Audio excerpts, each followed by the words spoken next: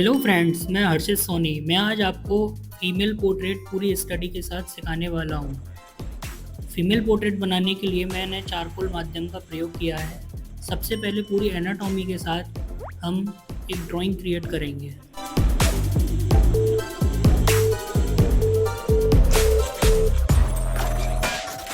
Drawing को बनाते time हमें सबसे ज़्यादा एनाटॉमी का ध्यान रखना है। एनाटॉमी का ध्यान रखते हुए हमें अपनी ड्राइंग कंप्लीट करनी है। और जब हम आईज, नोज़, लिप्स बनाएंगे तो आईज, नोज़, लिप्स का आपस में रिलेशन बनाते हुए हमें पूरे ड्राइंग कंप्लीट करनी है।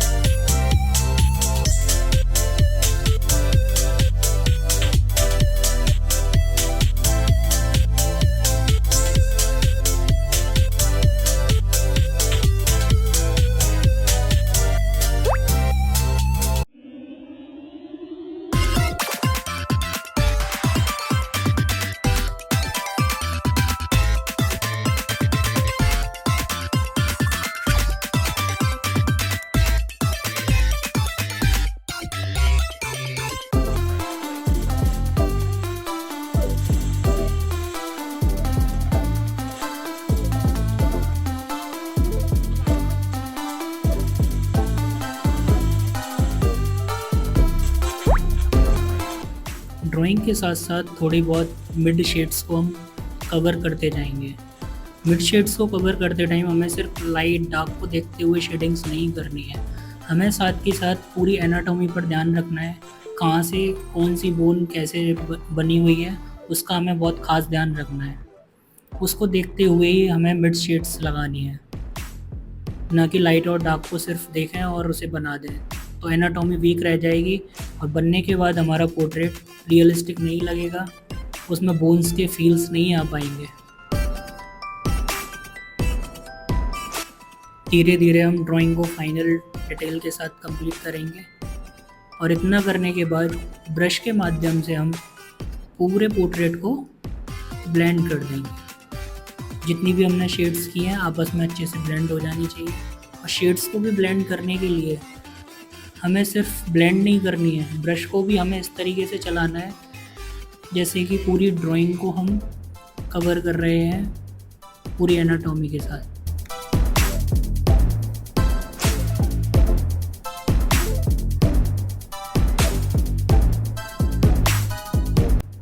ब्रश को भी हम एनाटॉमी को देखते हुए बोन्स का कहाँ से कैसा शेप जा रहा है उसी शेप में हम ब्रश को चलाएंगे।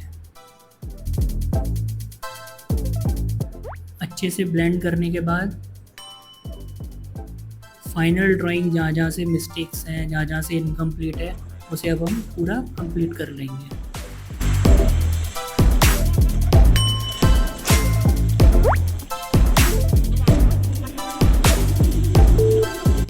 इतना करने के बाद इरेज़र की हेल्प से हम जहाँ जहाँ पर भी हाइलाइट्स है वहाँ इरेज़र के माध्यम से हम हाइलाइट्स निकाल देंगे।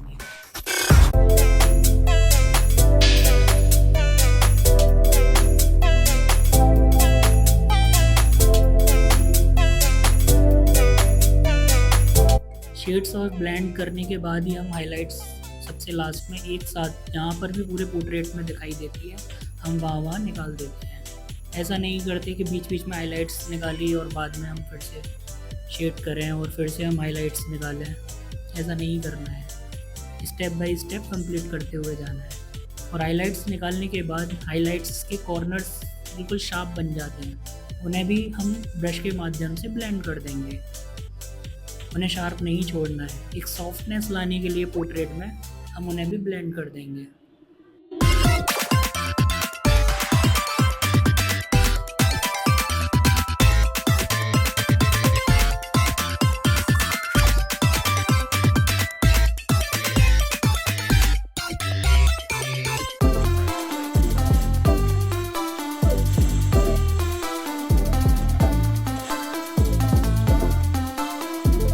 इतना करने के बाद फाइनल डिटेल को हम अच्छे से मैनेज करेंगे।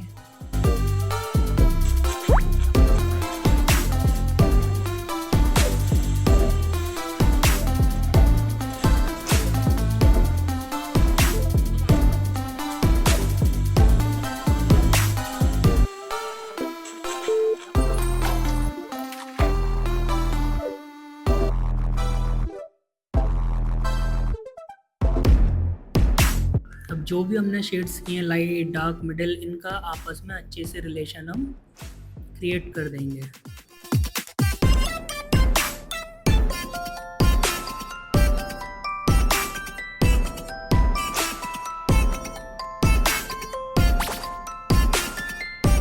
अब हम पोर्ट्रेट की फाइनल डिटेलिंग कर रहे हैं।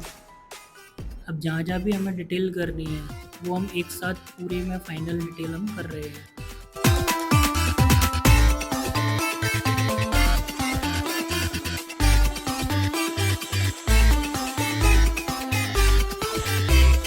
बैकग्राउंड को हम पूरा वाइट नहीं छोड़ेंगे, बैकग्राउंड में भी हम थोड़े बहुत शेड्स लगा देंगे जिससे हमारा पोर्ट्रेट हमें और अट्रैक्टिव दिखाई देता है। पीछे हमें ब्लैंक नहीं छोड़ना चाहिए, इसलिए मैंने पीछे भी चारकोल के माध्यम से शेड्स लगाए हैं।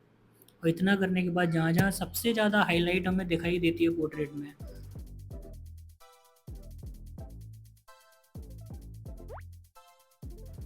वहाँ हम वाइट चारकोल पेंसिल के माध्यम से सबसे ज़्यादा हाइलाइट्स को निकाल देंगे।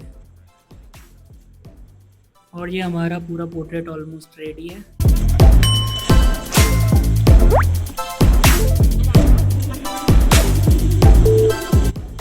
हमारा पूरा पोर्ट्रेट तैयार हो चुका है।